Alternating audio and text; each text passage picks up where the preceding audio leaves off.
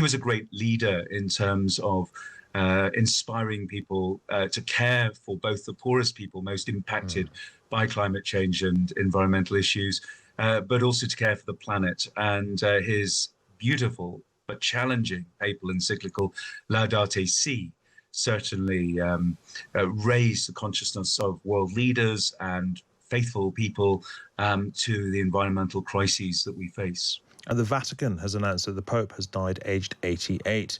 He addressed the crowd yesterday on Easter Sunday.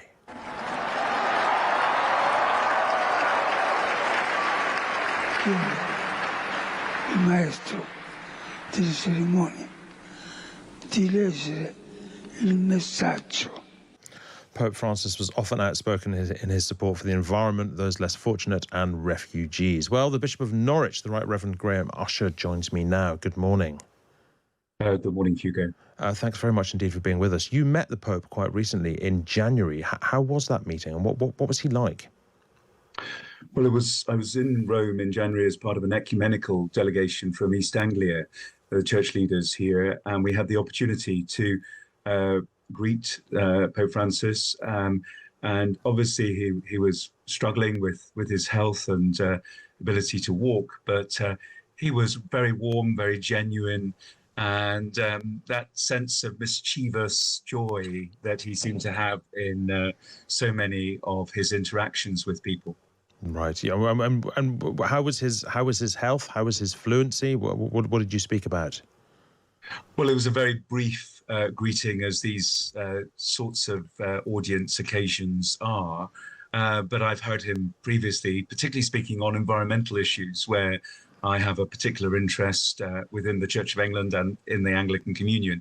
And he was a great leader in terms of inspiring people to care for both the poorest people most impacted by climate change and environmental issues, but also to care for the planet. And his beautiful but challenging papal encyclical Laudate Si certainly raised the consciousness of world leaders and faithful people to the environmental crises that we face. I wish to talk with you about the environment in just a moment. Before I do, just to clarify for people, as an Anglican bishop, what is your relationship like with the Vatican, with a figure such as the Pope? For those of us who don't necessarily viscerally understand that.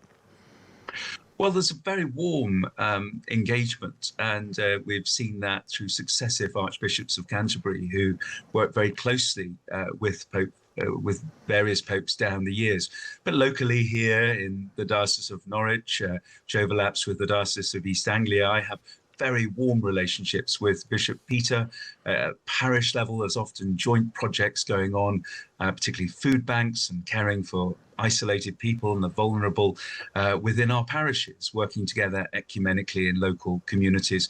And likewise, internationally, very often we're working in the similar areas. I was at the biodiversity COP last year and worked very closely with colleagues at the Vatican in preparing for that.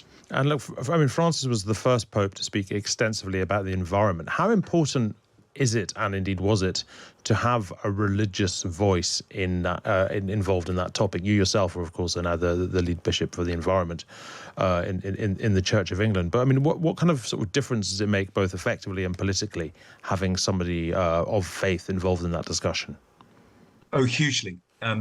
Pope Francis, of course, took his name, Francis, the first pope called Francis, from St. Francis of Assisi, who's very much known as the patron saint of nature and the environment. And so when he took that name, there was a clue really to what he wanted to achieve during his papacy. And we certainly saw that in his advocacy for the world's poorest people, those on the front line of climate change and biodiversity loss. And his interactions with world leaders often focused on this whole area of the care of God's planet. And so his voice was critical, and particularly in the lead up, I would say, to COP26 in Glasgow. His papal encyclical Laudate Si had a profound impact, I think, in encouraging world leaders to take this issue immensely seriously. Right. And when did it first become clear that Pope Francis was so passionate about the environment? Because I mean, he was a relatively old man, and the environment is a concern that has become sort of salient politically really quite recently. Was it always a passion of his? Well, I'm not entirely sure as to the answer to that, but it certainly, I think, from his experience in Argentina, he saw the impact of pollution, of waste on the poorest people, and he was very much somebody who was alongside the world's poorest people, and he challenged bishops a lot. He said that we need to smell of the sheep in terms of the flock, and be with people, and to be alongside the poorest of the world's people. Right, and I mean, look, this sort of this may sound like a question asked from extreme ignorance, but being with his reputation for humility, with his what seemed like antipathy to a lot of the trappings of the Vatican, to the grander traditions of the Vatican, was there a sense to which he had maybe sort of a greater affinity for people in, for example, the Anglican communion than some other popes would have done? Well, I think he wanted to reach out with a message of hope and love and care for all people. Many of his encyclicals were written to people of goodwill, not just to Roman Catholics. And I think there was a warmth towards other Christian denominations, certainly an engagement with them, and a reception that saw other denominations as being Christians. And that's not always been perhaps the case in some previous papacies, but he had a great generosity of heart, and I think that was a real hallmark of Pope Francis, how he had such a warmth to people that he wanted to embrace everyone and see everyone made in the image of God. Now, look, finally, on the environment, what will his legacy be there? I mean, how significant was his leadership? His leadership was immensely significant in terms of environmental issues. And at Castel Gandolfo, the papal summer palace, which he decided he wouldn't use, it used to be for the exclusive use of the popes, and the beautiful gardens there he opened to the public for the first time.